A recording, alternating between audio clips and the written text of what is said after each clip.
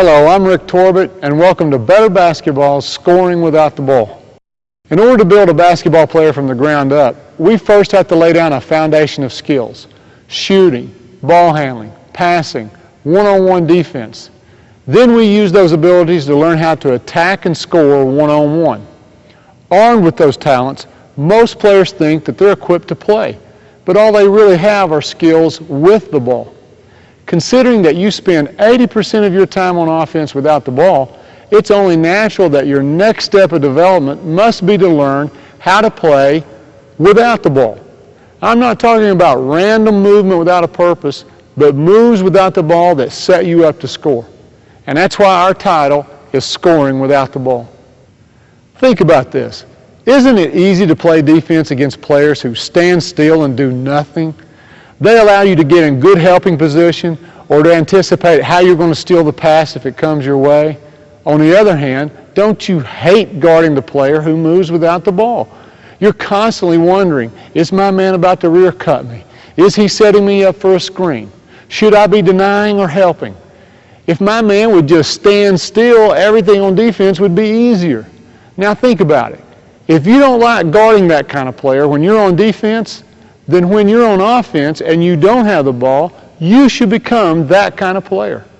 Now, to become a dangerous player without the ball, you will be required to keep your eye on two or more things at the same time. But that's nothing new. On defense, you learn to watch both the ball and your man at the same time. Well, offense without the ball is no different. You'll learn to keep an eye on the ball and read your defender at the same time.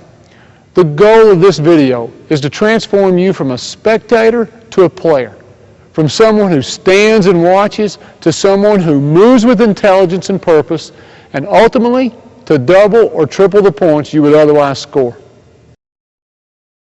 Scoring without the ball is divided into 7 chapters. The first chapter involves getting open and scoring by yourself on the ball side. Chapter 2 teaches you when to stay, when to cut, and who to read from the weak side. Chapter 3 shows the scoring cuts to make after you've passed the ball. Chapter 4 will dissect the fast break and how to become a slasher. Chapter 5 teaches the spacing, slides, and scoring opportunities that become available when your teammate penetrates. Chapter 6 demonstrates that setting a screen on the ball is often the best way to get yourself open for a score. And last, Chapter 7 takes 4 types of defenders and 4 types of screens away from the ball and teaches you how to score as both the screener and the cutter. And now, in typical Better Basketball fashion, let's not waste any time standing and watching. Let's get started with Better Basketball Scoring Without the Ball.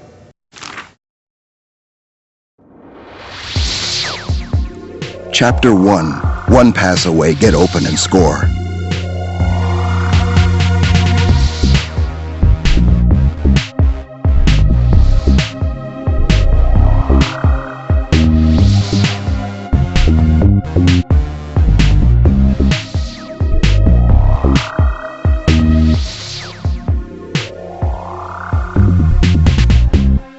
Here's the situation.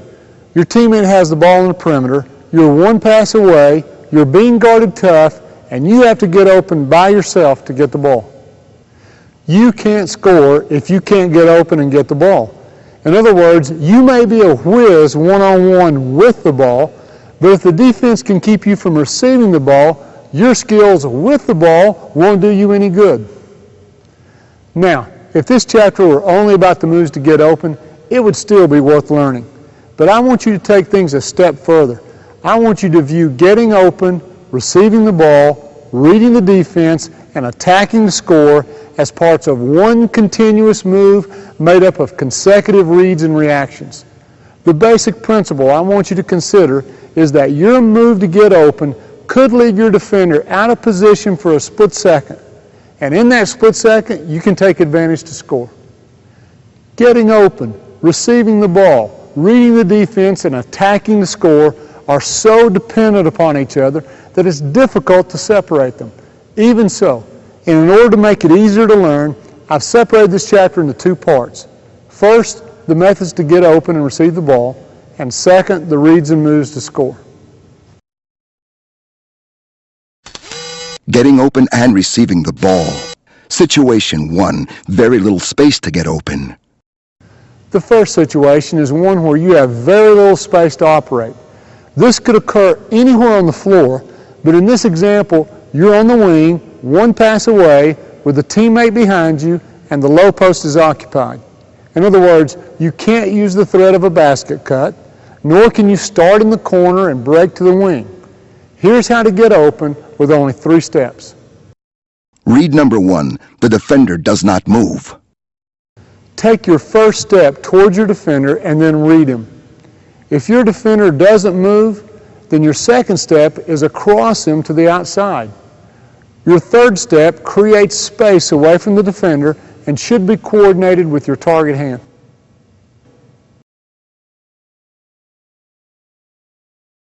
Read number 2, the defender moves to deny.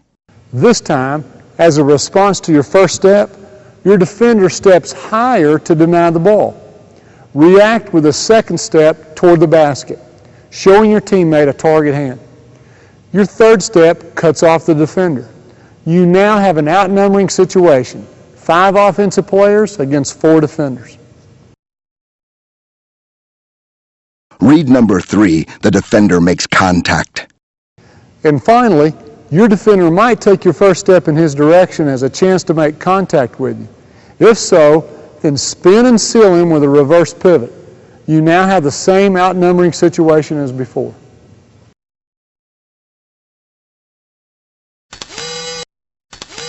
Situation 2, space to move, shorten the pass. Shorter passes are safer passes. In this case, you're on the perimeter and far enough away that a cut toward the ball would significantly shorten the pass and yet still leave you with good offensive spacing. Let's look at the cuts and reads in 3 different situations: when you're outside the arc, on the arc, or inside the arc. Outside the arc. If you're starting your cut outside the 3-point line, stay outside the arc as you cut toward the ball. Now you can use the arc to simplify your read. If your defender remains behind the arc, then you're open. This is an easy passing read for your teammate as well. And let's face it, in these situations, you don't have the ball, and in order to get the ball, your teammate must decide that it's okay to pass you the ball.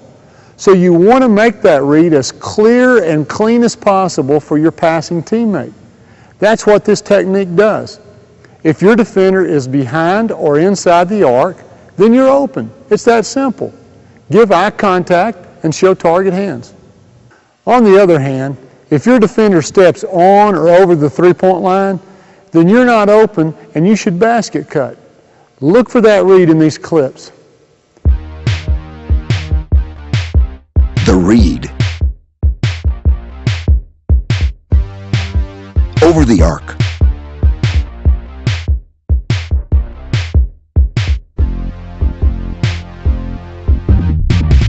Over the arc. Not only is this a clear and simple read for both you and your passing teammate, but you also have plenty of space between you and the goal to receive the ball, make a move on a help defender, and score. Now for some detail. Make your cut an explosive change of speed by planting your outside foot parallel to the arc and pushing off straight to the goal behind your defender. This recruits your glutes, your most explosive muscles.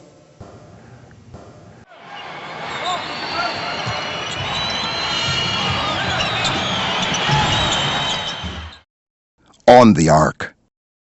Second, if you make your cut right along the 3-point line, then you have 2 options. If your defender is below the line of your cut with at most only a hand in the passing lane, then make a corner and cut out to safely receive the pass on the perimeter.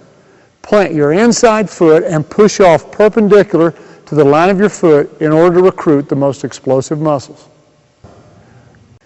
If your defender intends to deny your outside cut, then he or she will be on your line to the ball. In other words, if the area from your defender's elbow to his head is in the passing lane, then rear cut him.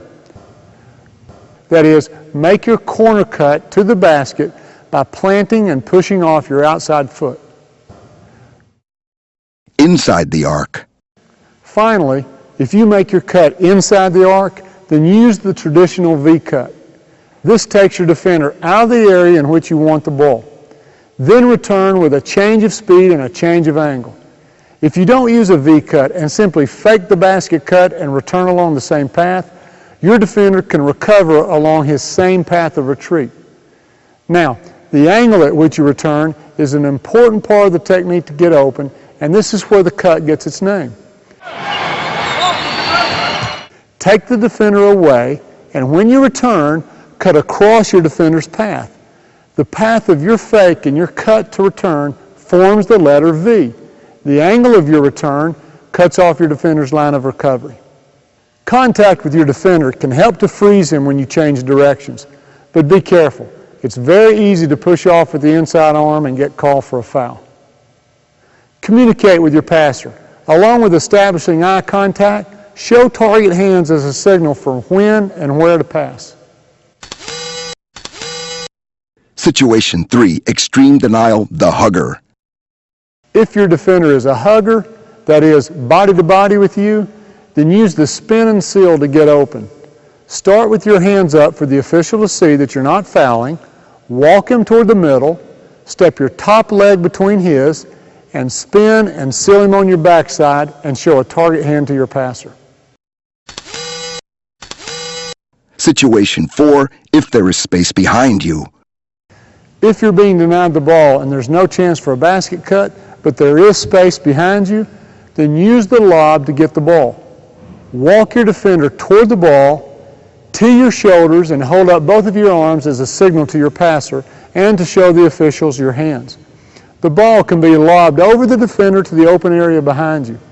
When the ball goes over your head or between your arms, release and get the ball. Situation 5, starting from the low post. If you're already in the low post area, then take the defender up the lane line toward the ball and then cut out. This is also a corner cut or a V cut, and again, use a change of speed when you change direction. A variation of this up and out cut is to add a spin before you cut out. The spin allows you to get the defender on your hip, hold the seal, show your target hand, and step out to receive the ball.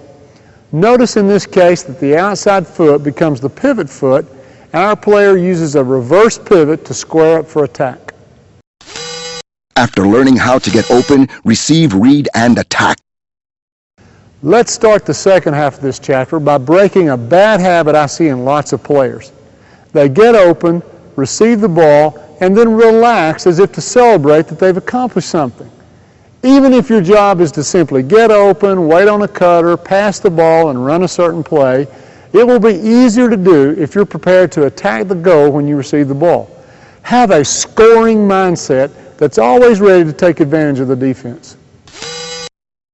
You see, the moves we just covered to get open not only serve the obvious purpose of getting the ball, but they also change the spacing, position, and angles of recovery for your defender. Defenders will make mistakes when they have to move and adjust their positions while you're getting open and receiving the ball. Your job is to read those mistakes and take advantage immediately in one motion. Otherwise, if you get open, receive the ball, but then hesitate as you square up to the goal, the defense will have time to adjust. Instead, get open, read, and attack all in one motion while you have the defense at a disadvantage. Receive, read, and attack. 3 simple reads to score. Read number 1, the defender follows. If he recovers along the angle of your cut, basically just following you, then catch and step by him all in the same motion. Don't hesitate, just keep going. This is quick, so be sure to time your first step and dribble together to avoid the traveling call. Receive, read, and attack. Read number 2, overplay recovery. Most of the time, the defender will recover in an overplay position. Usually, it's after they've tried to shoot the gap and deflect the ball. Now is your chance to make it really tough on the defense to change direction and recover. Take advantage of their overplay position by sweeping against the grain, or direction of your cut. Use the ball to shift your momentum. Rip the ball hard, low to the ground, and under the defender's hands. Sweep against the grain. Footwork.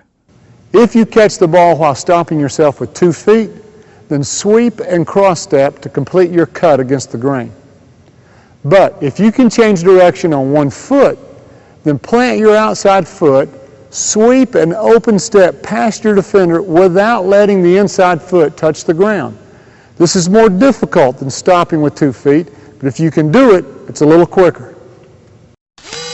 Receive, read, and attack. Read number 3, body to body. If your defender has overplayed you, but is so close to you that there's no space to sweep, then reverse pivot and attack. Bonus section, thoughts on finishing. I can't leave this chapter without pointing out how these moves to get open and attack will dovetail nicely into the variety of moves to finish that we covered in our previous video, One-on-One Offense Scoring from the Perimeter. Specifically, chapters 5 and 6, Scoring in the Mid-Range and Finishing. This is simply a reminder that the parts of the game that we break down and teach at Better Basketball will eventually fit back together in a seamless offensive attack. Here are a few examples of combining the moves from this video with the moves from our previous video to fit the situation. Example number 1, finishing. V-cut to get open, sweep against the overplay, and if you don't beat your defender clean, meaning he's beside you and not behind you, then use your hop to create space for the mid-range pull-up. Perhaps the 10-foot bank, or perhaps the hop back is needed.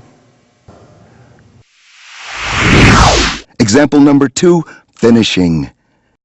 V-cut to get open, sweep against his recovery, and if you beat the defense clean, then be prepared to beat a second defender. Sweep and immediately cross over if there's quick help. Example number 3, finishing. Same situation, but beat the late helping defender who's waiting in the lane. Sweep, cross over, and body shift off 2 feet to avoid the third defender. Chapter 2, attacking from the weak side.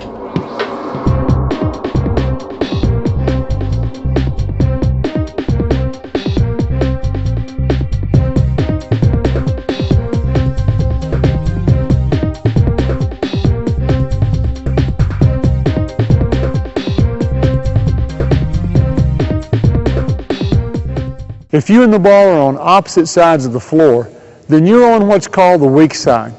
Whether the opposing team is playing a man-to-man or a zone, your defender will probably be in the lane, concerned with helping his or her teammates defend the ball, leaving you open. Good spacing is good offense, and good offense has good spacing. If you're on a good team with good spacing, then half of the time you're going to be on the weak side away from the ball. Being able to score from the weak side position means you're making good use of 50% of your time without the ball. Becoming a threat to score from the weak side is important for another reason. The defense becomes reluctant to help too much on the ball. This means that your threat to score from the weak side will stretch the defense, leaving gaps for your teammates to attack. You've increased your teammates' chances to score. And what's more, if your teammates are penetrating to score, they might draw your defender and pitch you the ball. Even though we look at flashing to the ball at the end of this chapter, most of the time, staying where you are on the weak side is the right thing to do. Resist the temptation to creep toward the ball. The ball is like a magnet to the inexperienced player. You might want to get closer to it, but resist the temptation and keep good spacing. The second principle is to position yourself so that the passer can see you at all times. Stay wide and stay in the eyes of the ball. When the skip pass comes or the quick swing pass, have your eyes on the ball while reading your defender at the same time. You have the advantage because the defender is running at you to close the gap. Chapter 2, contents. Footwork. Read, catch, and attack. Turn lemons into lemonade. When to flash the ball. Weak side attack. Footwork. Open stance, 2-foot hop. Before we catch the ball and attack, let's look at your footwork. There are two ways to catch the ball on the weak side. An open stance or staggered stance with 1 foot back, and a 2-foot hop. Footwork. Open stance or 1 foot back. When you're open on the weak side, the ball can be passed directly to you by skipping the ball over the defense, or it can be passed or swung around the top of the key. In the second case, when the ball briefly hits the hands of your teammate at the top of the key, you'll be 1 pass away and you can take an open stance to the ball with 1 foot back. Give the passer a target. Show the ball the palm of your shooting hand. Your palm provides a bullseye, a signal that leaves no doubt where you want the ball. This increases your chance of a good pass being thrown. And a good pass means you can start your shot or your drive as quickly as possible. The shooting hand stops the pass and your offhand traps the ball. Besides presenting a target, catching the ball near your shot pocket with your wrist already set prepares you to shoot as quickly as possible. Now, when you square to the goal, you're in triple attack position, the best stance from which to attack. Waiting on the weak side also means you have time to spot up the foot closest to the goal. Point that foot's toes to your target. If you're behind the three-point line, don't toe up right on the line. Give yourself a little space in case you overstep when you square up. You don't want 3 points turned into 2 just for the sake of a few inches. Now, even when the ball is skipped, some players need to or simply like to have a foot back while waiting on the pass. When they catch, they step into their shot. Although I would rather you learn to catch in a hop with both feet square beneath your shoulders, I know that some players need the lift that they get from the step up. If you're one of those players, then consider this. If you catch and then step up before you shoot or drive, you'll give your defender more time to recover. So let's speed this up. Step up while the ball is in the air. Time it so that your back foot hits the ground square with your lead foot at the same time that the ball hits your hands. You should already be slightly bent at the knees and hips so that when the ball hits your hands, you can immediately go up with your shot or explode by with a drive. Compare the two side by side. Catch, then step up, versus timing the step up and catch together. Ready, go.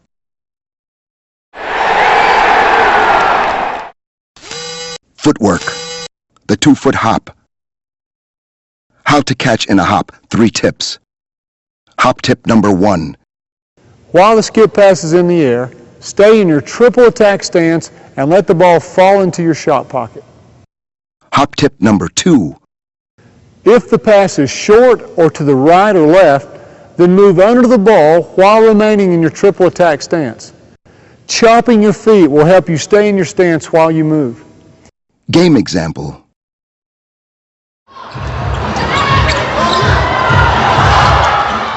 Don't be lazy and reach for the ball. Besides putting you off balance, it takes too much time to reach, catch, and pull the ball back into your shot pocket. This extra time could allow the defense to fully recover and stop your attack. Hop tip number 3. Get your feet in the air while the ball is in the air and time the ball hitting your hands with your feet hitting the ground. Game examples.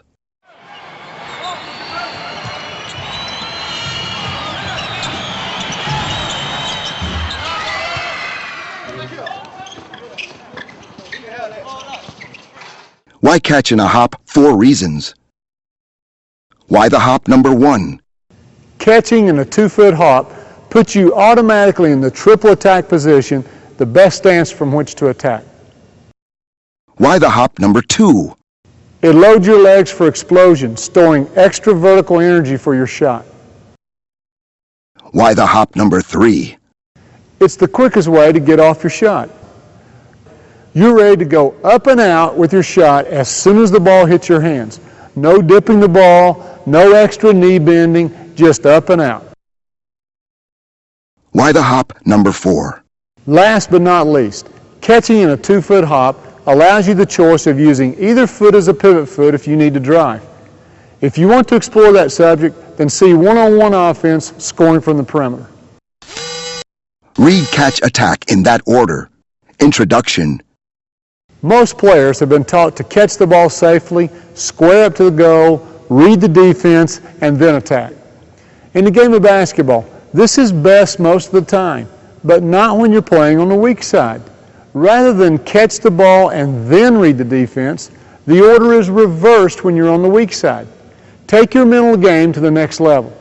I want you to read the defense while the ball is in the air and know what you're going to do before the ball hits your hands. Don't focus only on the ball or only on the defense.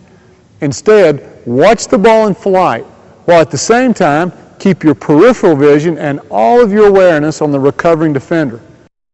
Here are your reads. Read number 1. The late defender. If the defender is late, then catch and shoot.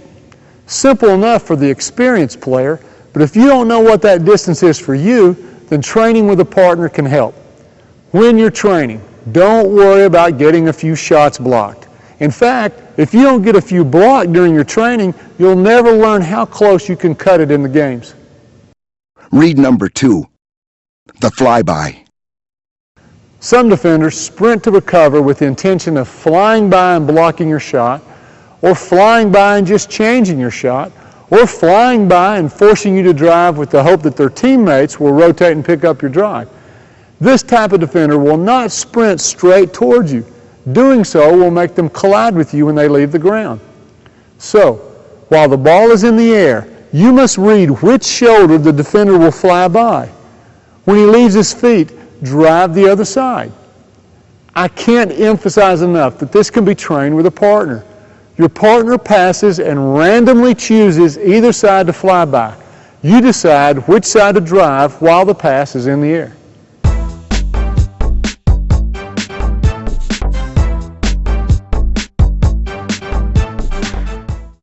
Read number 3. The closeout.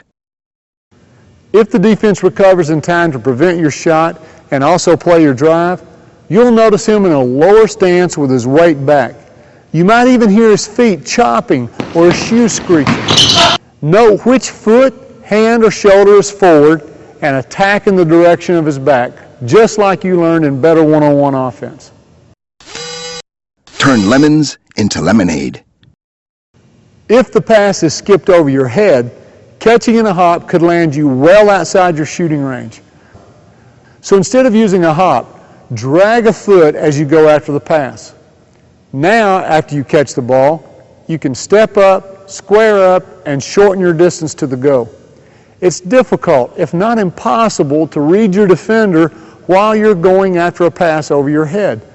So in the case of this type of pass, you'll have to read your defender after you catch the ball. If your defender lunged to deflect or steal the pass, take advantage. You now have the defense outnumbered 5-4. Let's look at one more possible scenario. As you're trying to turn this overthrown pass into something good, your defender arrives in pressure defense and crowds your ability to square up. Reverse pivot, sealing behind you, and attack. When to flash the ball from the weak side. If all the players on the weak side constantly flash to the ball, there'll be no room or spacing for anything good to happen. 10 players on one side of the floor does not make for good basketball. However, there are times when you should flash to the ball from the weak side. Here's 4 examples. Example 1. Your team might be running a play that calls for this specific cut. Example 2. Against a man-to-man, the middle could be open and your defender is guarding you close instead of helping. A simple front or rear cut allows you to beat your defender to the ball. Example 3. Against a zone, you spot a hole or a seam opening where you can cut and the ball can see you. Example 4. Now, those cases are pretty straightforward, but let's examine a case like this. You're on the weak side, your defender's in good helping defensive position, and you see an opportunity to flash to the open area. But as you reach the open area, Your defender moves to intercept you. As you and your defender approach the same spot, make the following reads. If your defender has an elbow or more of his body on the line between you and the ball, then make a corner cut to the basket. If you see only your defender's hand or less in the passing lane, then make a corner cut out to the perimeter. Chapter 3, Pass Attack.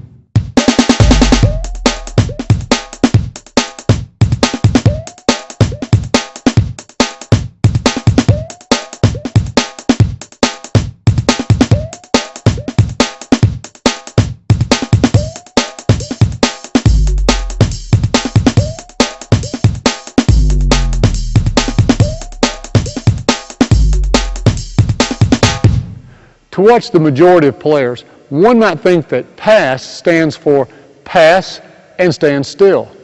But there are scoring opportunities for you if you do the very opposite. In fact, the title of this chapter should be changed to one word, pass attack. Pass and attack immediately. If you pass and stand still, you make it easy for your defender to guard you and the ball. Your stationary position actually hurts your teammates because your defender can easily help and even double team the ball. But if you pass and move, your defender can't help on the ball and you stand a better chance of getting the ball back and scoring. Most defenders are used to guarding players with the bad offensive habit of passing and standing. So their defensive habit is to relax once you've passed the ball. A bad defensive habit means there's a scoring opportunity for you, the offensive player, if you're trained to look for it. And so, the underlying principle of this chapter is to pass and move in such a way that you have the best chance of getting the ball back. Chapter 3, Contents. Passing to a perimeter player. Front cut, rear cut, passing to the post. Your defender stays with you. Your defender double teams the post. Relocating, beating recovering defense. To pass and cut to the basket has been traditionally called the give and go. There are two ways to give and go. Perimeter pass, front cut. If you pass and your defender does not adjust but stays square to you, in other words, he doesn't jump toward the ball to put himself in denial position, then you can front cut him or cut his face and get the ball back. Help yourself by stepping and passing almost at the same time. This first step is the same as the first step from triple threat. It could be an open step or a cross step. The mechanics are the same. Make it a tight cut by brushing your defender shoulder to shoulder. To help clear your shoulders past your defender's shoulders, shoot your inside arm through with your first step. But now you have another use for this arm, to give a target hand. Pass, front cut, target hand.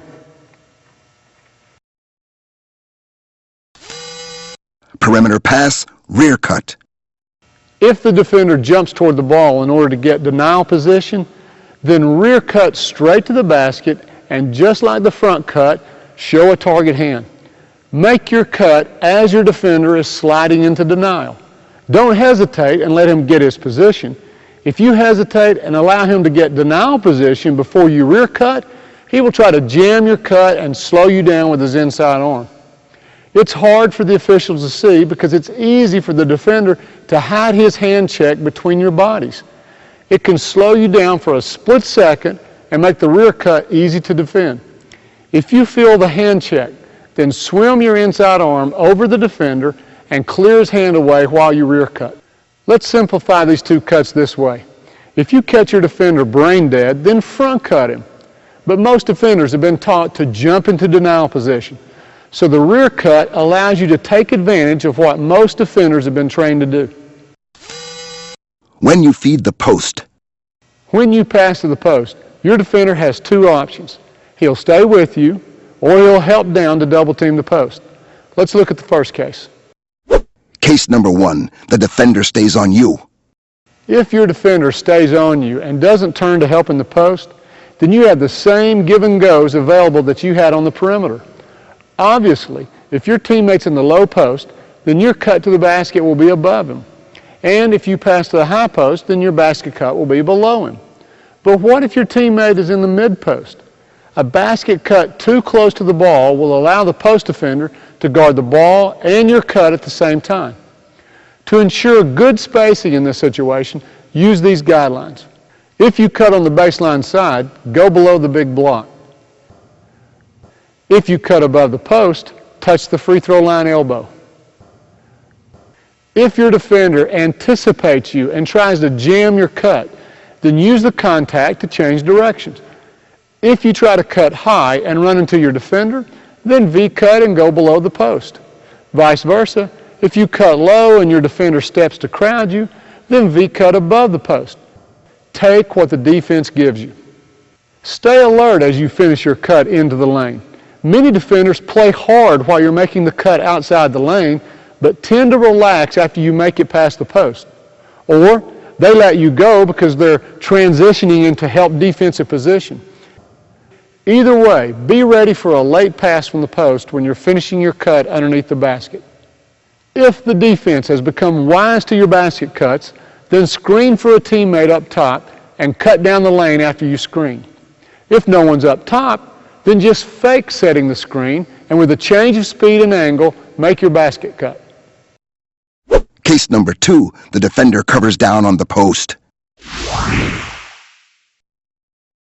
If your defender covers down and forces the post to pivot away from the pressure, then you must relocate where he can see you and deliver the pass, regardless of your defender's stance. Your highest priority is to make yourself available. If your defender covers down but the post can pass in either direction, then relocate to your defender's back. This makes his recovery harder because you're out of his vision and he must swing step before he can close out. If your defender even turns his head to look in the post, then relocate to his back. Regardless of where you relocate, run a banana loop in order to step into the pass. This allows you to have your weight going into the shot or drive to the goal. Choose your footwork, 1-2 with your inside foot being your stop, pivot, square up foot, or catch in a hop and get square to the goal while you're in the air. Game examples of feed the post and relocate.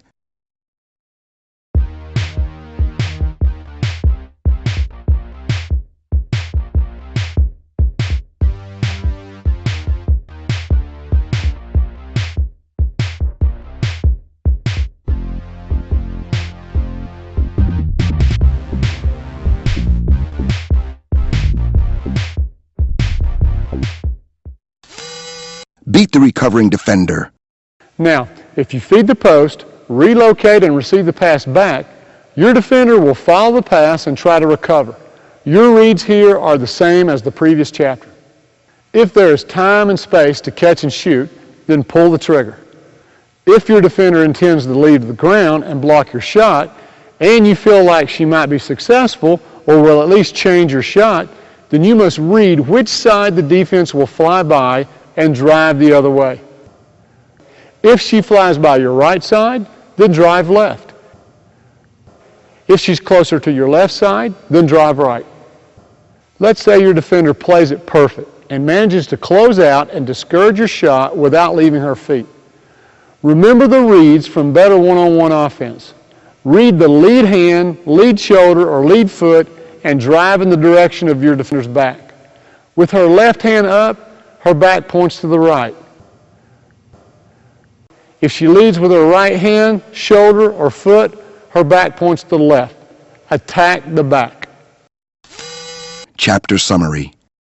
If you pass, cut immediately in order to get the ball back. If your defender does not adjust, then front cut. If your defender jumps toward the ball to get denial position, then rear cut. If you feed the post and your defender stays, then basket cut above or below your posting teammate. If you feed the post and your defender double teams the post, then relocate to your defender's back or to a spot where the ball can see you and be passed to you. Read your defender's recovery.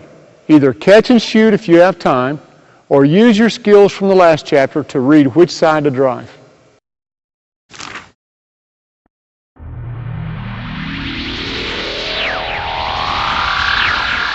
Chapter 4, Run and Slash.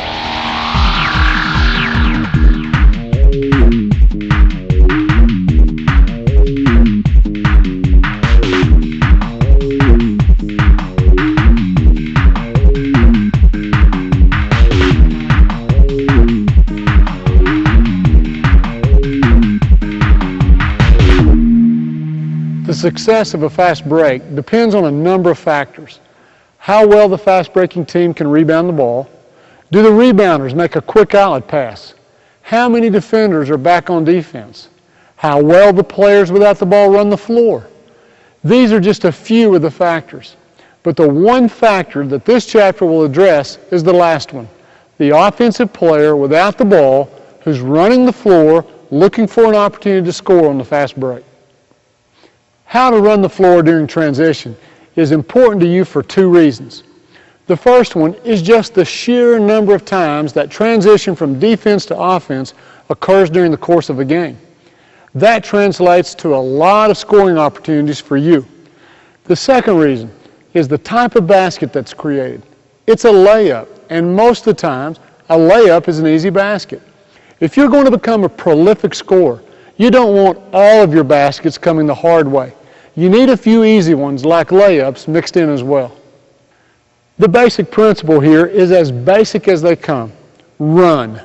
Running does not demand a high set of skills from anyone, but it does take desire and conditioning. By the way, a coach might help you with conditioning, but desire is something that only you can bring. In fact, it's the only thing that's yours and yours alone. Think about that. You can't take credit for your speed, size, jumping ability, or even your eye-hand coordination. You may have worked to improve them, but you have to credit your parents and good genetics for those gifts.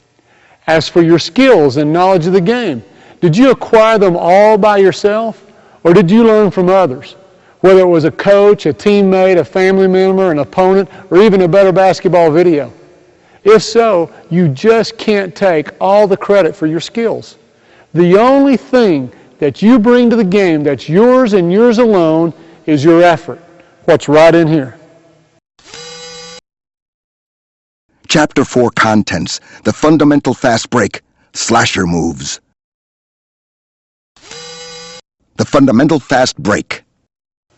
Once you've exploded out of the rebounding crowd, you'll find yourself in one of three positions relative to the ball. You may be ahead of the ball. That's great. Head straight for the rim and hope for a good pass that leads you to a layup. I'll talk about your footwork and the layup in a moment. You might find yourself roughly parallel to the ball. If it's just you and the ball, that is 2-on-1, then your main concern is spacing. Stay at least 10 feet wide of the ball so that the defender can't play both you and the ball handler. And last, you may be behind the ball at the beginning of the fast break. In other words, the ball and at least one other teammate without the ball are ahead of you. If so, try to catch up to the ball and fill the empty space on the side of the ball opposite your other teammate. Now you've given your ball handler two possible targets to hit for layups. If you find yourself trailing behind the fast break, then look to fill one of these 5 lanes. Fill the one that's empty. Don't follow directly behind the ball. If the ball handler stops, you may find yourself stumbling over him or her and causing a turnover. Slashing. Regardless of the lane you fill, when you hit the three-point line, change direction and slash straight to the goal. There are 3 benefits to this slash. First, your momentum and change of direction will beat a retreating defender who is preparing to pick you up. Second, it's going to give your ball handler a good passing angle. But third, and most importantly, it will afford you a good layup angle. Footwork, the fundamental layup. When you're on the move, the rules of the game allow you to catch the ball, take another step to leave the ground, and shoot before you land. Fundamentally speaking, on the right side of the goal, you should jump off your left foot and shoot the layup with your right hand. Picture it this way. Your right elbow and right knee are connected. When your right elbow goes up with the ball for the layup, so does your right knee. Vice versa, on the left side, you'll jump off your right leg, but your left knee goes up with your left hand as you shoot your left-handed layup. Footwork, the fast break layup. If the defense is between you and the goal, this fundamental layup puts your body between the defender and the ball. That's why it's been called a good fundamental layup. But on a fast break, an inside defender becomes less of a factor. The more important skill becomes catching the ball and making the layup at full speed without traveling. Players who are determined to shoot their fast break layup the same way they shoot their pre-game warm-up layups will sometimes find themselves stuttering their steps while the pass is in the air so that they can leave the ground off of one particular foot. I can appreciate the determination to shoot the layup fundamentally correct, but this sometimes leads to a traveling call, and other times it slows you down and allows the defense to catch you. Footwork, full speed factors. Let's look at some other factors that make the full speed fast break layup not as easy as it first appears. You are never approaching the goal at the same angle. You're never leaving the ground from the same spot. A pass too early puts you in a predicament. If you shoot without a dribble, you must long jump to get to the goal. But if you dribble in order to take the fundamentally correct number of steps, it puts you too far into the goal. Footwork, pro fun layups. So let's face it, a layup during warm-ups is easy. But on a fast break, it's a struggle sometimes to catch the ball at full speed, take one step off of the correct foot, and then shoot with the correct hand. So what's the solution? Trust me that your teammates, your coach, your mom and dad, and anyone else on your side are only concerned with two things. Did you turn the ball over? And if not, did you walk away with 2 points? Nothing else matters. So, from this point on, I'm changing the definition of a fundamental fast break layup. You're not fundamental until you can shoot a layup at full speed with no dribble, leaving the ground off of either foot from either side of the goal and make it with either hand. And that includes reverse layups on either side as well. I used to call these combinations pro layups, but from here on, I'm calling them pro fundamental layups, or pro fun layups for short. Let's watch them. Right hand, left foot. Right hand, right foot. Left hand, right foot. Left hand, left foot. Reversed layup. Right hand, left foot. Right hand, right foot. Left hand, right foot. Left hand, left foot. Left hand, right foot. Left hand, left foot. Right hand, left foot. Right hand, right foot. Reversed layup. Left hand, right foot. Left hand, left foot. Right hand, left foot. Right hand, right foot. When you first begin to practice these pro fun layups, you'll feel off balance and awkward.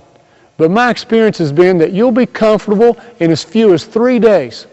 Within a week or so, it won't matter what foot you use, whether you change hands while in the air, or whether you must use the other side of the goal. You'll be able to make any full-speed fast break layup. An early pass or a late pass, a weird angle or a shot blocker will not take you by surprise anymore. Only then can you consider yourself fundamentally sound. Slasher moves. The previous section outlines the perfect scenario for a fast break. But you and I both know that fast breaks don't always unfold with perfect spacing and perfect timing. That's what makes basketball a great game. And that's what makes this great game fun. As an example, one of the defenders of the fast break is a good anticipator and arrives in front of you at the same time the pass arrives. In this case, most players fumble the ball, travel, or charge into the defensive player. It's a good move on the defensive player's part.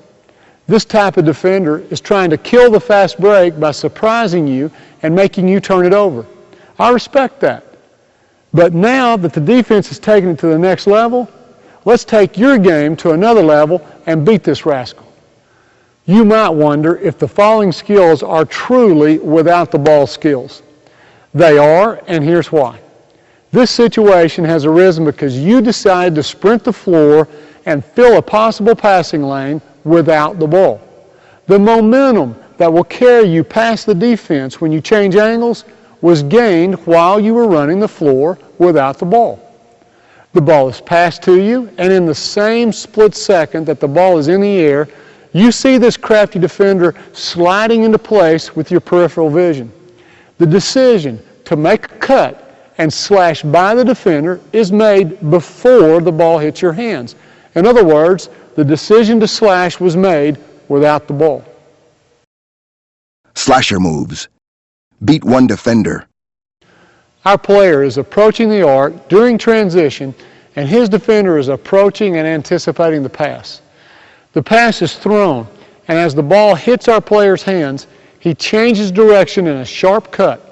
He slashes to the inside of his defender, beating him on the first dribble. In this case, on the left side, his first step is with his right foot toward the goal while planting and pushing off with his outside foot. Note that the outside foot is planted parallel to the sideline when he makes his push to change direction. The change of angle and burst of speed will beat your defender, so don't round out the cut. Keep the angle sharp. With practice, one dribble will get you to the rim. Slasher moves. Beat two defenders. Now we work on handling help defenders with the same moves you saw in the bonus section at the end of Chapter 1. Take care of the first defender with a change of angle and beat the second defender with a quick low crossover. Mix in some other change-ups on the second defender when your skill level will allow you. Slash and go between your legs. Slash and go around your back. Slasher moves. Beat three defenders. Now we add one more layer of difficulty. Use the 2-foot body shift to avoid and beat the third and last help defender in the lane. If you're not yet strong enough or big enough to make this work for you, shoot the teardropper while avoiding the charge. If you want more ideas for beating the third defender, then see our video one-on-one scoring from the perimeter. Everything's broken down in Chapter 6 on finishing. Slasher moves. Mix it up.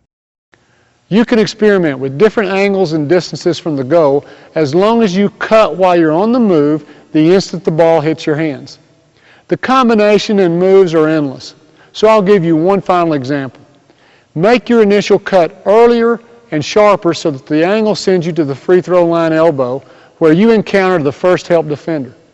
Try a spin dribble and extend yourself to make it to the goal without another dribble. If you take another dribble after the spin, it allows plenty of time for the third help defender to stop you.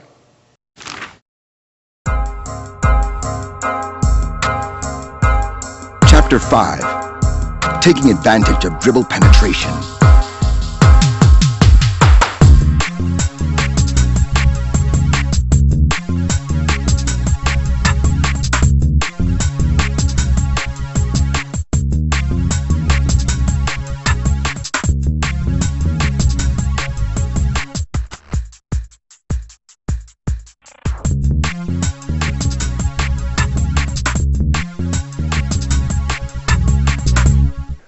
A good perimeter player does not wait on the ball to accidentally find him.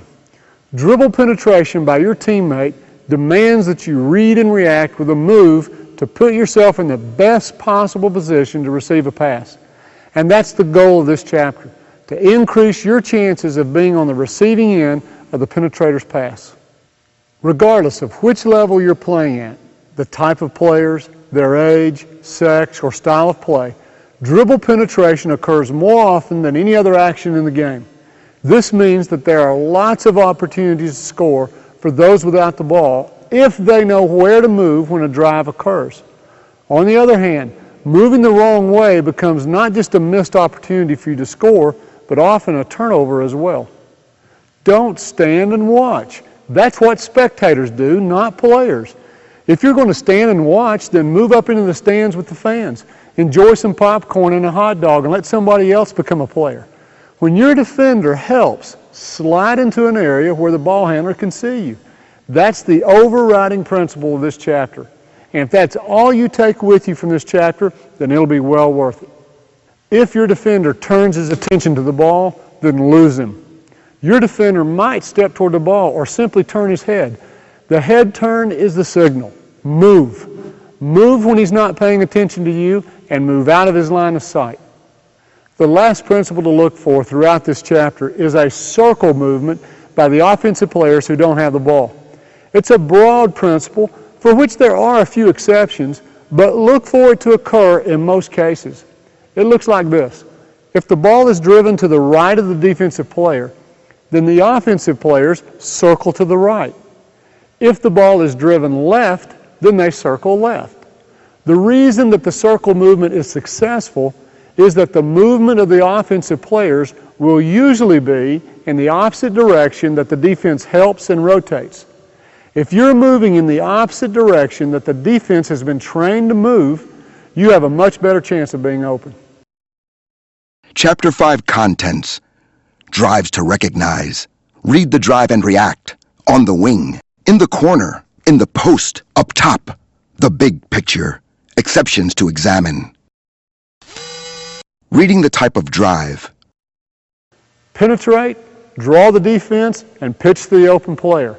That's simple enough, but which defender is drawn to help depends on the type of drive and the type of defense that's being played. So first, let's categorize the types of drives that you must be able to recognize. Later, you'll learn how to react to each one. Drive on your side. You are one pass away anywhere on the perimeter. A drive on your side means the penetrator is driving the ball on your side of his or her defender. Drive away from you. Same situation, one pass away on the perimeter. A drive away from you means the penetrator drives on the other side of his or her defender. Down the gut. Down the gut means a drive from up top, crossing the free throw line inside the lane. Wing to the middle. Wing to the middle is a drive that begins on the wing and enters the lane in the upper half. Baseline drive. Baseline drive is a drive that enters the lane in the lower half. The drive could originate from the corner, but it might start from the wing as well. Read the drive and react. Now, what follows is not an exhaustive list. There are always exceptions to the rule, but these are the situations that you'll see most of the time.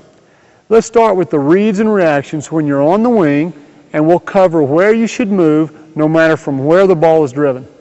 Location. You are on the wing. The ball is driven from up top, down the gut on your side, and your defender helps straight across. Your slide is toward the corner. The key is to always remain in the ball handler's 45-degree peripheral vision. This makes it a natural pitch for the ball handler. An easy push pass off the dribble. Your slide not only keeps you in the passer's vision, but now your defender must change direction and cover more ground to recover to you, and this affords you more time to get off your shot. Your shot preparation is the same as waiting on the weak side in Chapter 2. Have target hands in your shot pocket and do whatever it takes to catch the ball in your triple attack position. Game examples. Пошла последняя минута четверти, 5 секунд на атаку. Холден. Да.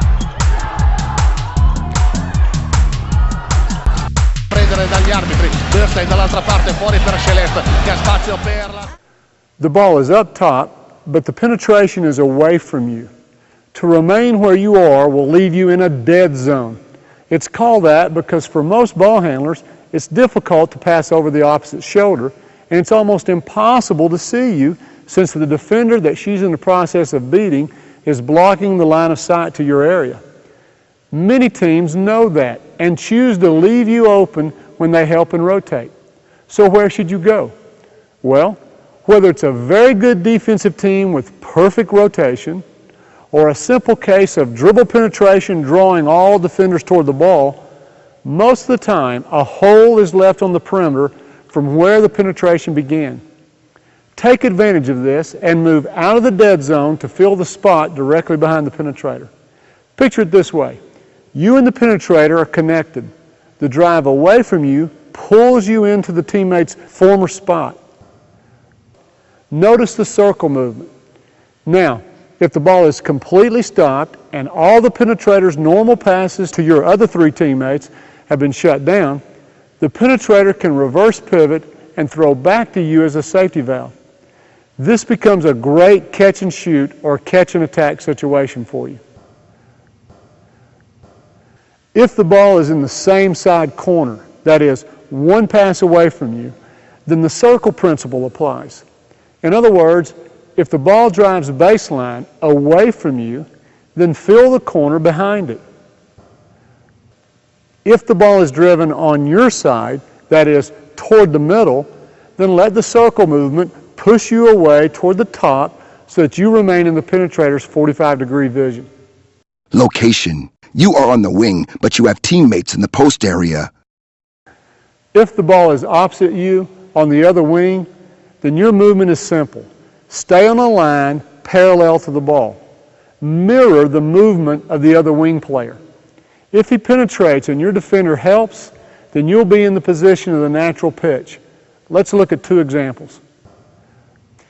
If he drives to the middle and your defender helps, then you are his easiest option, a pass straight ahead off the dribble. Game examples.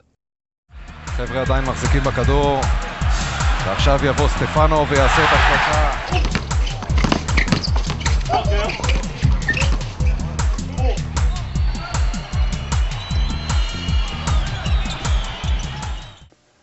When he drives baseline, many defenders stop his drive to the basket, but not the pass behind the basket to the opposite corner. So if no one is in the corner below you, the principle of being on a parallel line will carry your slide into the corner, where you are once again on the receiving end of a straightaway pass. Game examples. Değerli izleyiciler, tekrar birlikteyiz. Atina'da OAK Olimpik Spor Salonu'nda mola süresi. Location. You are in the corner. If we apply the circle movement to penetration from up top, you'll notice that a drive right slides the right wing to the corner, and the right corner makes a basket cut on his way to fill the next spot in the opposite corner. The circle movement, in its purest form, would tell the left corner to rotate up to the left wing. But this is the dead zone, as you saw earlier. And that's why I call the circle movement a principle instead of a rule. Don't move into the dead zone. You have as much of a chance at rear cutting your defender as the other corner does. So, if you're in either corner and penetration comes from up top, make a basket cut. Any movement by your defender is your signal to rear cut. Even a turn of the defender's head becomes a read to go back door. Many times this works simply because the defense is focused on the penetration in front of them and forgets about you cutting behind them. The principle works in transition as well. Read the defender and rear cut. Game examples.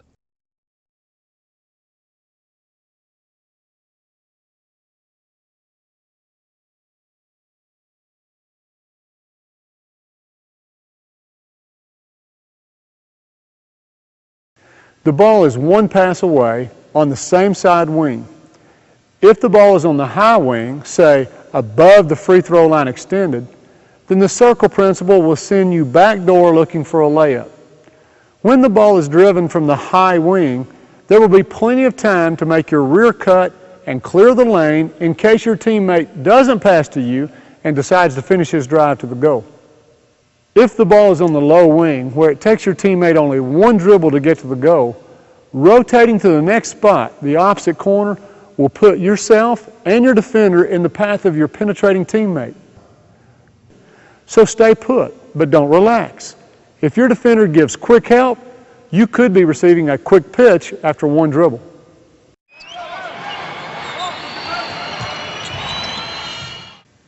If the ball is on the same side wing but is driven away from you, then just like before, avoid the dead zone and fill the spot behind the penetrator. You become a safety valve that prevents turnovers and bad shots. If the ball is on the opposite wing, then you must read whether the drive is to the middle or to the baseline. If it's to the middle, then just like penetration down the gut, look to rear cut your defender for a backdoor layup.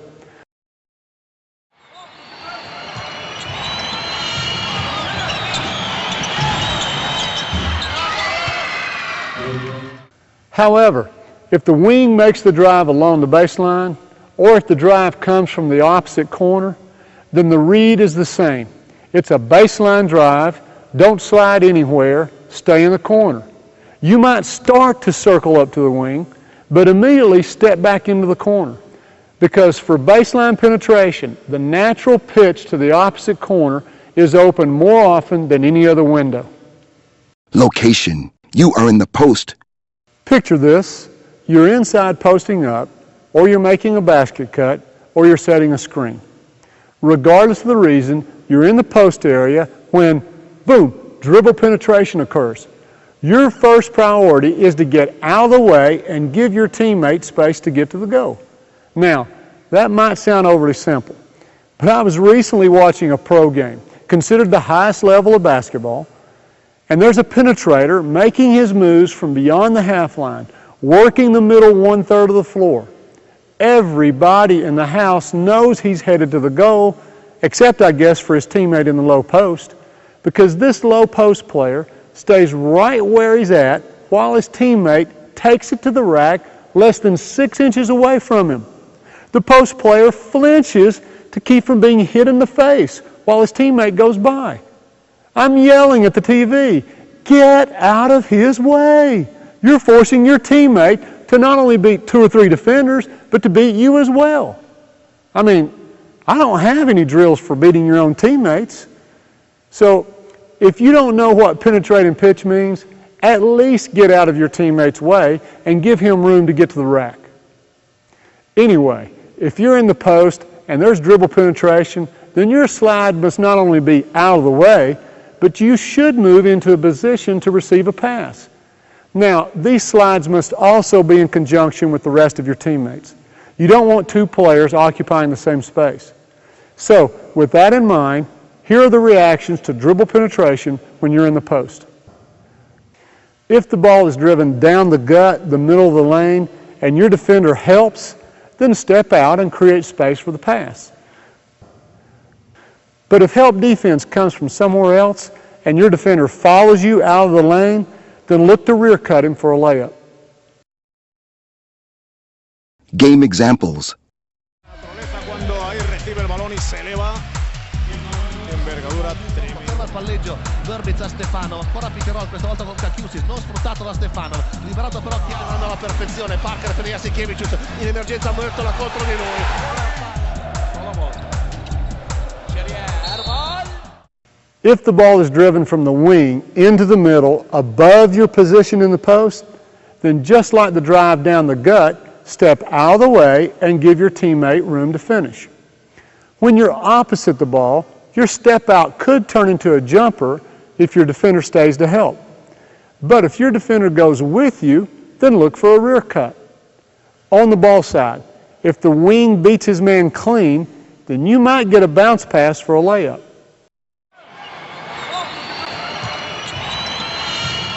But if the wing does not beat his man clean, then you could find yourself in the dead zone. So, to cover all the bases, let your step out continue into a complete loop out of the dead zone and into the safety valve position behind the wing. Again, you can see the circle principle coming into play.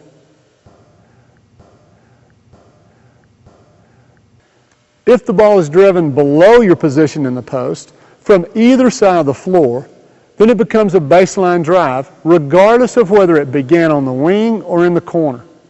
Slide up the lane to the free throw line elbow or to the arc, depending on your shooting range.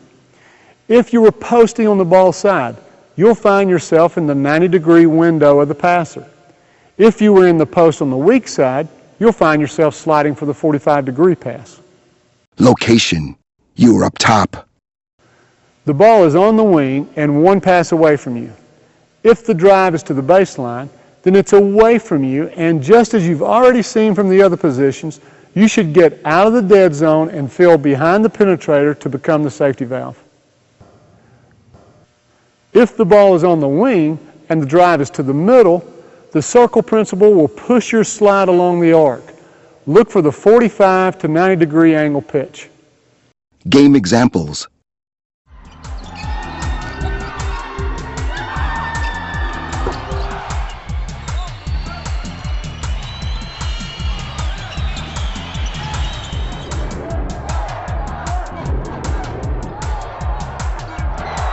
The ball is in the corner and you're up top, which means you are 2 or more passes away. When the corner drives, you'll be able to slide into the 90 or 45-degree windows, depending on which of the two spots are filled by your teammates. Game examples.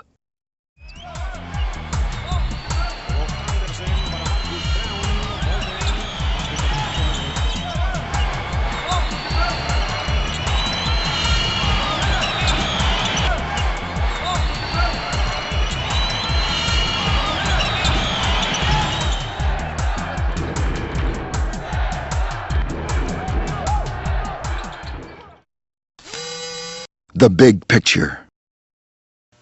What happens when all 5 players are using these principles at the same time? Will there be a conflict? Will you be running into your own teammate? Or will you still have good spacing, good balance, and every window of the penetrator filled with a potential target? Let's answer that question by applying these principles to all 5 players in the 3 most likely offensive sets that your team will use. 5 out, 4 out and 1 in, and 3 out and 2 in. 5 out. Gut drive. Natural pitch. Bounce pass layup. Bounce pass layup. Safety valve. Wing drive middle. Natural pitch. Bounce pass layup. 45-degree pitch. Safety valve. Wing drive baseline. Quick pitch. Natural pitch. 45-degree pitch. Safety valve. Corner baseline drive. Natural pitch. 45-degree pitch. 90-degree up the line. Safety valve. 4 out, 1 in. Gut drive. Natural pitch. Bounce pass layup. Step out or layup. Safety valve. Another gut drive. Natural pitch. Step out or layup. Bounce pass layup. Safety valve. Wing drive middle. Bounce pass layup. Bounce pass layup. Natural pitch. 45-degree pitch. Safety valve. Baseline drive. Natural pitch. 45-degree pitch. 90-degree up the line. Safety valve. 3 out, 2 in. Gut drive. Natural pitch. Shot or rear cut. Shot or rear cut. Safety valve. Wing drive middle. Shot or rear cut. Natural pitch. Shot or rear cut. 45-degree pitch. Safety valve. Wing drive baseline. Natural pitch. 45-degree pitch. 90-degree up the line. Safety valve. Exceptions to examine. There's no way to log every exception, and that's why this chapter is built on principles and not hard, fast rules. These exceptions occur because the defense or your penetrating teammate has done something out of the ordinary. I'm going to show you the 2 most common cases so that you're not taken by surprise when you see them. The first common exception occurs when you are one pass away and the ball is driven on your side. This time, the penetration on your side is arced. In other words, his drive is not a V directly to the goal, but instead his defender makes him drive in a U. A slide away doesn't help because your defender can give the little bit of help that's needed and cut off the line of the pass to you at the same time. Instead, V-step and move behind the ball. Without intentionally doing it, the ball handler has provided you with a brush screen. Now your defender must fight around the penetrator in order to recover. This read is a little more advanced than the others because you must be able to discern whether the drive is a good north-south penetration or whether it's being arced in an east-west direction. Another exception is the corner basket cut. If you remember, the principle is to basket cut behind your defender if dribble penetration comes from up top down the middle. But here's the exception. If your defender is already in the lane, prepared to help, then a basket cut would allow your defender to stop the ball and guard you at the same time. Instead, stay in the corner for the pitch. Conclusion. A good perimeter player always looks for ways to be available to the ball at all times. It's a mentality, an attitude, and it demands that you study every aspect of the game. And while we're talking about attitude, take every chance that you get to sing the praises of the penetrator who delivered you the ball. Even during the game, point him or her out immediately after you score. Be sure to mention them in the team meeting or the TV interview. In the next game, if that player has to decide which side of the floor to penetrate, whose side do you think he'll come to? Yours, of course. Have this attitude. If they shared the ball, then you share the glory. If they passed you the ball, then pass back the credit. I promise you that you'll see even more passes and more scoring opportunities being passed your way. Chapter 6. Set a ball screen to score.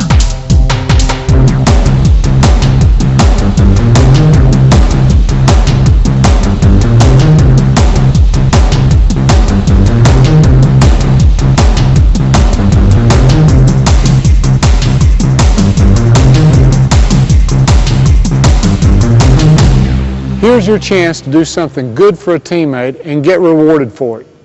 Go set a pick on the defender of the ball with every intention of helping your teammate to get open.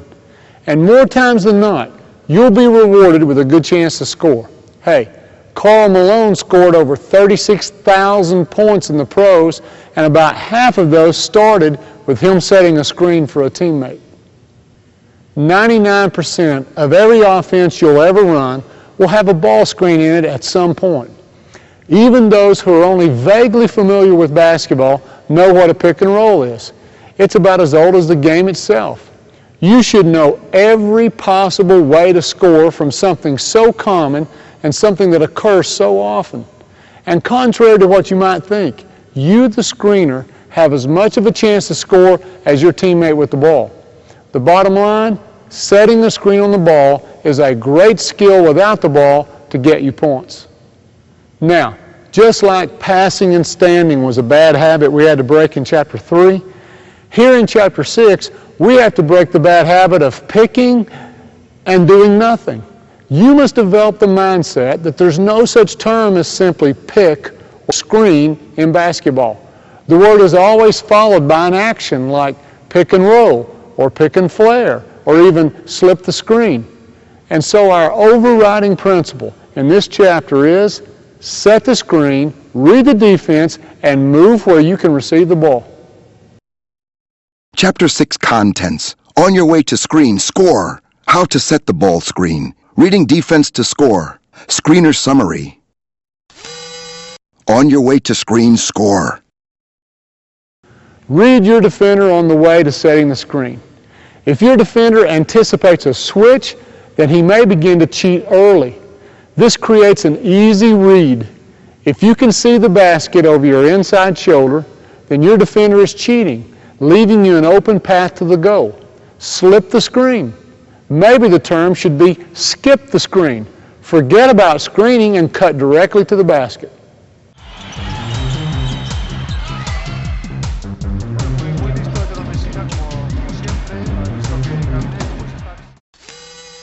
How to set the ball screen. Land in a 2-foot hop with your feet shoulder width apart. This is a reminder to be still and not set a moving screen. Straddle the defender's foot so that your shoulders and his shoulders form the letter T. Avoid moving your arms or your hips when you set the screen. It's a foul. To ensure that you don't use your arms, grab your own wrist and lock your arms down. Or consider using one arm down, one arm up, and squeeze your elbows together. You can protect your groin, your chest, and even your mouth. Sprint to screen. Getting there quickly gives your defender and the defender of the ball less time to communicate with each other and make early adjustments.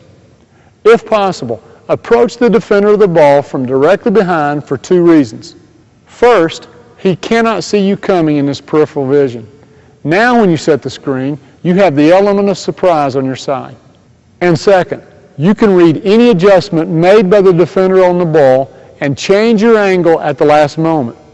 As an example, if your teammate tries to drive to the right and his defender adjusts to stop the drive, then you can quickly set your screen at an angle that allows the ball to go left. Reading the defense. If you don't make the defense adjust, then you haven't set a good screen. Let me say that another way for emphasis.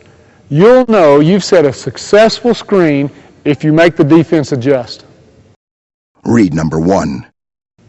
If you set a good screen, then one of the adjustments by the defense is to switch. This is a scoring opportunity for you, the screener, if you can seal and roll properly to the basket. Now, I could tell you to reverse pivot, but there's an easier way to teach you that gets 2 birds with 1 stone. Here it is. Never break eye contact with the ball, and you'll wind up rolling correctly. Why does this work? First of all, you need to read what the ball handler's doing anyway, so why take your eyes off him or her? Second, if you never take your eyes off the ball, you're forced to open up correctly while reading your teammate the entire time. Now, if you stay low and wide, you'll make a proper seal, and with the defender on your back, you can safely receive the pass for the score. Read number 2. Besides rolling to the basket, you, the screener, must be able to spot a flare opportunity. Here's the read. If both defenders stop the ball from getting to the basket, then the screener must flare away from the action to create space and prepare to catch the flare pass. Get your body prepared for the shot ahead of time. Se giocano loro il pick and roll cambiano, gli altri no. E Puska e Bodiroga sono rientrati, così come anche Dueñas. El Papalucas está en el banco. Penetra Garbajosa. Muy bien. Read number 3. Sometimes the defense is successful. They stop the ball from penetrating and prevent the screener from rolling or flaring. Don't give up. Be prepared to immediately rescreen. See if the defense can handle the screen 2 times in a row and at a different angle. You, of all players, should be eager to rescreen. Doing so will give you another chance to score. Summary for the ball screener. To summarize the fundamentals for the screener, if your defender cheats to help or lags behind, slip the screen. Straddle the defender's leg and get the good angle. Keep your feet still and lock your position. Keep eye contact with the ball and read the situation. Approach from behind when possible. If your pick is successful, then roll to the basket. If there's good ball penetration, then be ready to flare. Counter successful defense with an immediate rescreen.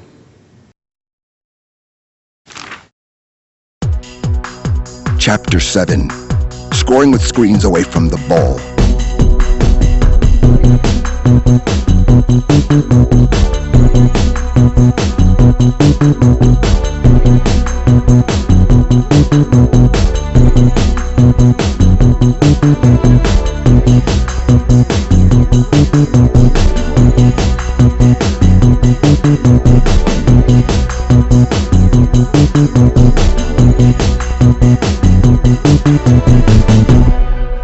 Of all the skills in the game of basketball, the techniques in this chapter might be the ones that get the least amount of attention and the least amount of practice.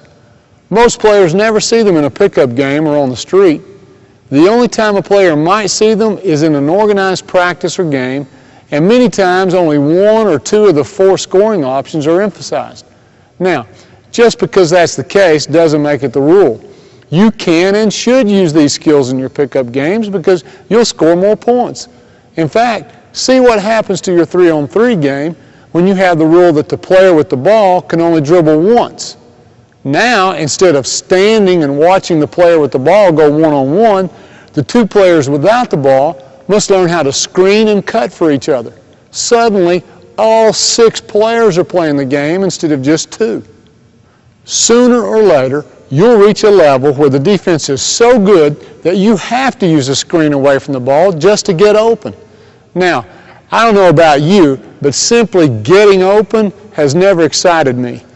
Getting open to score, however, is another matter. These screens might occur on the ball side or on the weak side, or neither if the ball's in the middle of the floor. You may be in the low post breaking out or on the perimeter making a basket cut. You might be receiving the screen or setting the screen. You'll have to keep an eye on your defender, the defender of the screen, and the ball. This chapter will require you to use everything you've learned up to this point. The development of the skills in this chapter will truly separate you from the majority of players. The first half of this chapter details how to score as the cutter when someone else is setting the screen for you. I'm going to take one type of screen, the down screen, and teach you how to read and counter all the ways that the defense will try to stop you. Once we've established clear-cut reads and principles for beating the defense using the down screen, we'll quickly and efficiently apply those same reads and principles to the other 3 types of screens, the back screen, flare screen, and away screen. Then, in the second half of the chapter, we'll look at 3 principles for scoring as the screener. Scoring as a cutter, the down screen. The down screen is coming from above the cutter. The screen is going to be set here. The desired spot for the cutter to receive the ball and shoot is here. The screener always sets his screen with his back pointing to the primary spot where the cutter wants the ball.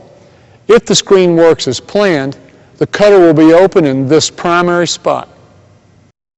Game examples.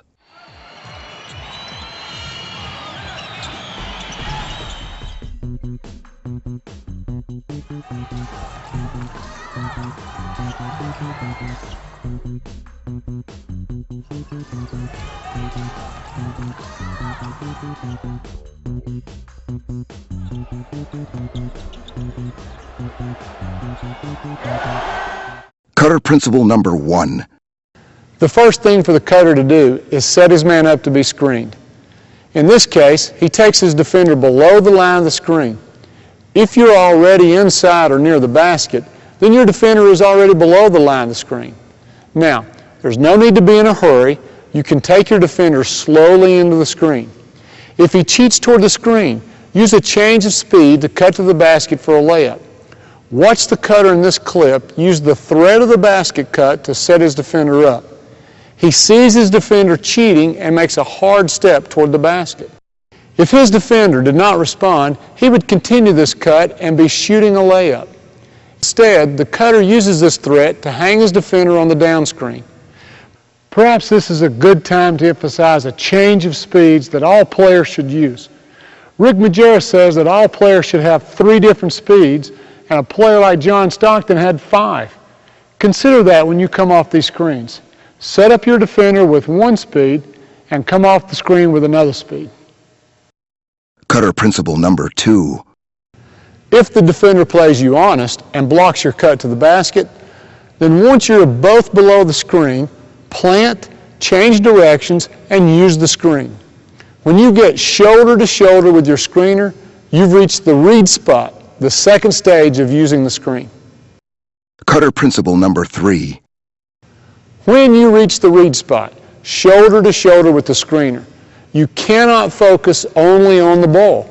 Your eyes might be on the ball, but your peripheral vision, along with all of your awareness, must be on your defender and the defender of the screen. It's at the read spot that you will read the defense and choose the proper cut. 4 fundamental types of defenders and the moves to counter them. Let's stop here and examine the defense, because reading your defender begins with understanding how your defender will try to beat the screen. How to counter the hugger. The hugger will hold on to you and try to squeeze between you and the screen. Prevent this by going shoulder to shoulder or shoulder to hip with your screener. Doing so will hang your defender on the screen as planned, and you'll be open in the primary spot. At the read spot, change your speed, cut hard, show target hands, catch and pivot square up on your inside foot, or get square in the air and land on 2 feet. You can also set a trap by letting the hugger win the space and lead you past the screen. Just when the hugger thinks he's won the position, reverse your cut and use the screen in the opposite direction. In this case, the down screen quickly becomes a back screen. How to counter the puppy dog. The puppy dog will imitate his namesake and follow you right on your heels. The puppy dog's goal is to first avoid any contact with the screen, and then after he's cleared the screen, try to make up the ground and get to your primary position. At the read spot, when you see him or feel him following right behind you, change speed and curl hard to the basket. Show your target hand toward the goal early to help your passer know to lead you toward the basket. A layup may not be possible, but the curl will still create enough space to get off your jump shot.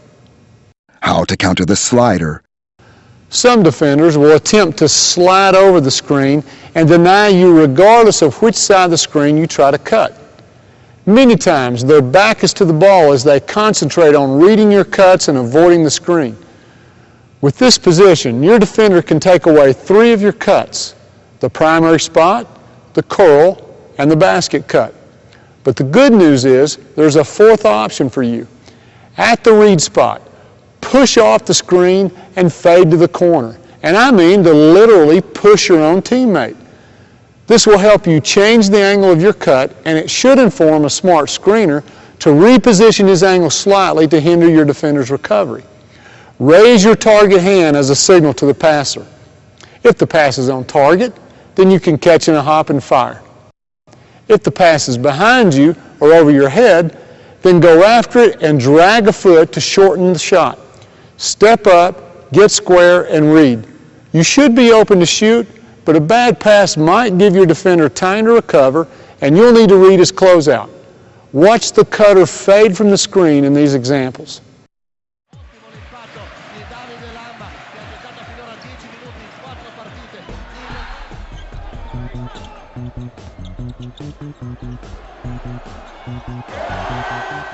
How to counter the switch. The good thing about the switch is that oftentimes you'll hear it before you see it. If there's a switch, it means that you and your teammate did a good job, and your defender's only chance at stopping you is to get help from his teammate, the defender of the screen. If you hear switch or see the switch, then continue your cut away from the screen. The scoring opportunity has also switched to your screener, who should be rolling to the goal, something we'll dive into at the end of this chapter. Now, same reads, different screens. Scoring is a cutter, the back screen. The back screen starts from inside and goes out to the perimeter. The primary scoring opportunity is a layup for the perimeter player, so the screener has his back to the goal. If you're the screener, don't initiate the contact with the cutter's defender. If you do, he can adjust his position ahead of time. Instead, let the cutter bring his defender to your screen. A small V-cut can move your defender just enough to give your back screener a good angle. In this clip, the rear cut is faked, back screen set, and a tight front cut hangs the defender on the screen. And vice versa. If you're denied ball side, then make a rear cut. With a back screen, your primary threat is a layup.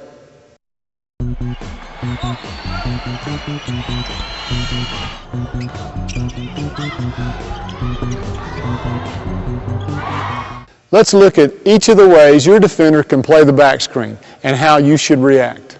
How to counter the hugger.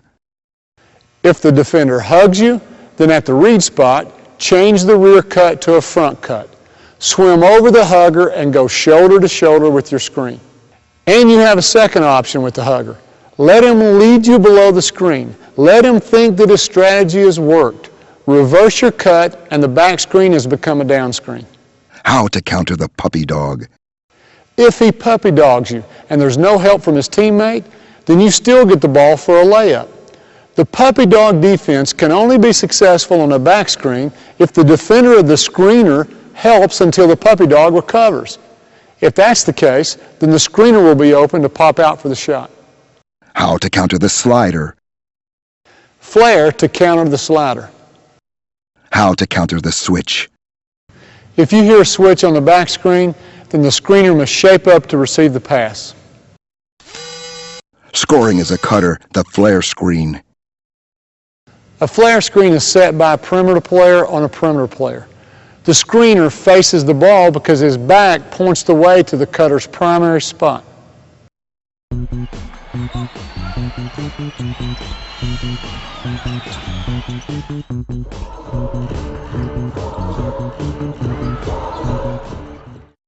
How to counter the hugger.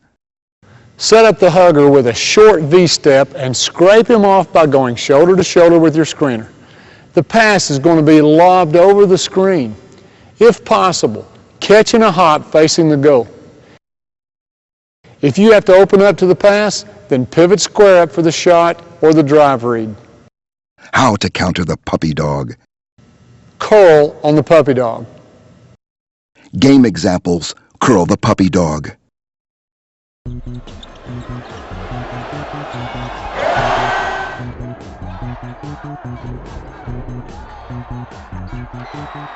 How to counter the slider. The slider will turn his back to the basket as he tries to slide behind the screen. Your counter is to stop and step back behind the screen for the shot.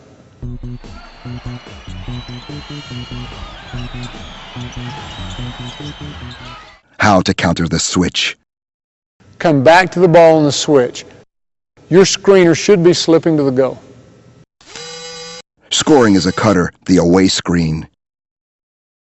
The away screen in this section is shown as a perimeter-to-perimeter screen, but the action could be in the post area as well.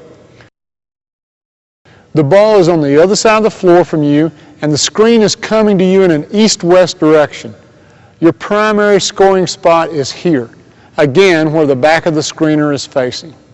How to counter the hugger.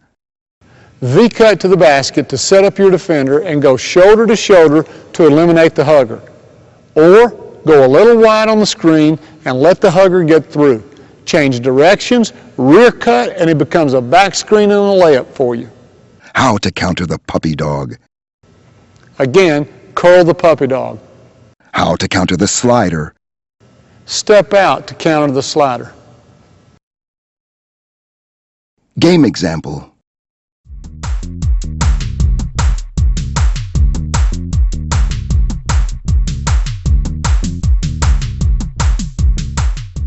How to counter the switch. A switch that occurs after contact with the screen means the screener can seal and roll to the basket. But another counter is to rescreen with a flare screen and see if the defense can handle 2 consecutive switches without leaving the slip screen open. If the switch is called early, before you get to the read spot, the screener is responsible to slip the screen toward the goal.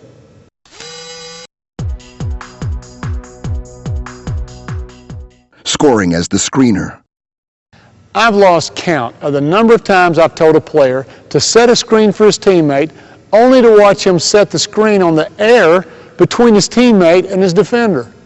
On the other end of the scale, I've never had a problem teaching my players who play football in the off season to set a screen. I simply say, headhunt your teammate's defender, and someone from the other team gets knocked into the cheap seats and we're getting called for a flagrant foul. Somewhere in between is a happy medium. So, to make it clear, you are not setting the screen on your own teammate, and you're not setting the screen in an area. You're setting a screen on your teammate's defender. Your success at setting any screen away from the ball depends a lot on your angle. As I said earlier, set your screen with your back to where you want the cutter to go. This will ensure that you take the proper angle and will help your teammate know where to go. If your defender must help, then you know you've set a good screen. And if the defense must help, then you have the advantage. Good players never simply set a screen. They set a screen, read, and move. Once you've set your screen and the cutter gets to the read spot, you must watch your cutting teammate over your shoulder in order to determine where he goes. Now, instead of going through every possible option of the cutter from every possible type of screen again, I'm going to simplify your options as a screener with the following 3 principles. 3 principles for scoring as the screener. Break opposite of your cutter. If your cutter goes to the outside, then you should roll to the inside.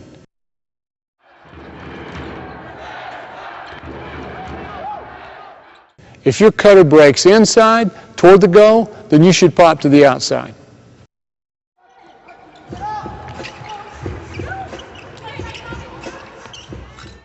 Principle number 2. If you hear the defense yell switch at the point of contact, then open up to the ball and try to seal your new defender behind you. Read where to go, but most of the time it's to the goal. Principle number 3. If you hear the defense yell switch ahead of time before you set the screen, then slip the screen by cutting to the goal.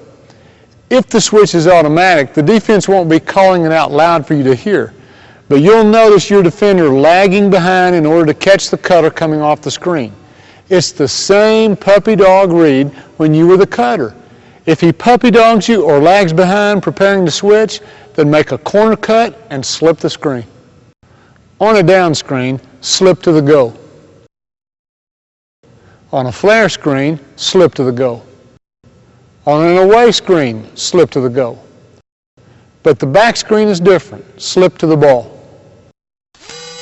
Scoring as the screener summary, have this attitude. Some players view screening away from the ball as simply being a screener. They think, I don't have the ball, I'm not even cutting to get the ball, I'm just a screener. You must change that mindset because that's the attitude of the defense and that's what you're going to take advantage of. Think about it. The defensive team's primary focus is on the ball. Its second highest concern is the cutter who's using your screen. You, the screener, come in a distant third in the defense's mind.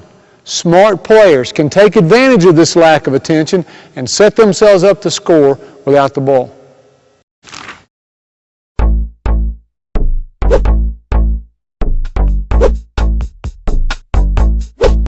I want to conclude this video with a comment to those players who have worked hard at mastering the fundamental skills of shooting, dribbling, passing, defense, and playing one-on-one, and yet still have trouble putting up the points you think you're capable of. That can be disheartening, I know from personal experience. But I've got good news. In real games, you don't have to beat every defender one-on-one the traditional way. You can just beat your defender at a certain place and at a certain time without the ball. And if you do it well, you can use your one-on-one skills against a recovering, out-of-position defender. But what if you're already the top scorer on your team? Well, everyone, regardless of how skilled they are with the ball, will eventually run into the great defender who can shut them down on one particular night. Now, just because this great defender can stop you when you have the ball does not necessarily mean he or she can guard you without the ball. How good are they at defending the give and go? Can they deny you and at the same time handle all the options of a down screen, back screen, or flare screen? When you set a screen on the ball, can they help their teammate without leaving you open? Yeah, they're good at defending you once you have the ball, but what's their skill level when it comes to guarding you without the ball? Mastering the techniques on this video will make a good player great and a great player unstoppable. And since so few players have any skills without the ball, Mastering this part of the game automatically puts you in an elite class and makes you a valuable commodity to your team. Good luck from everyone at Better Basketball.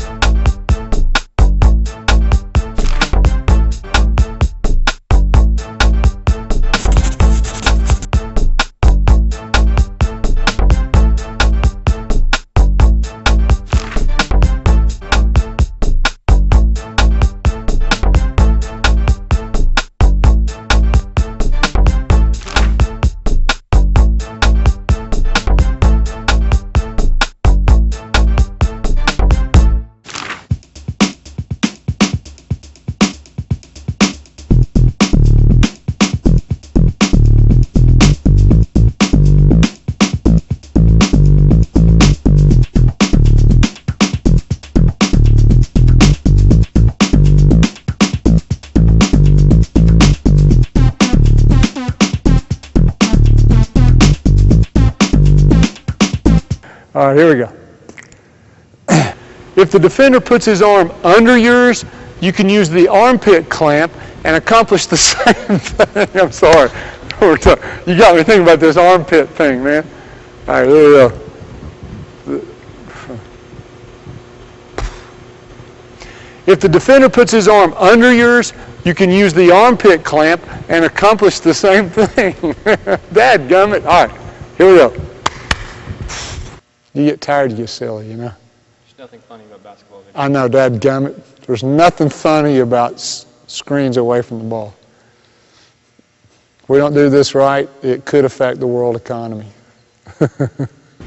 Armpit. What a nasty word.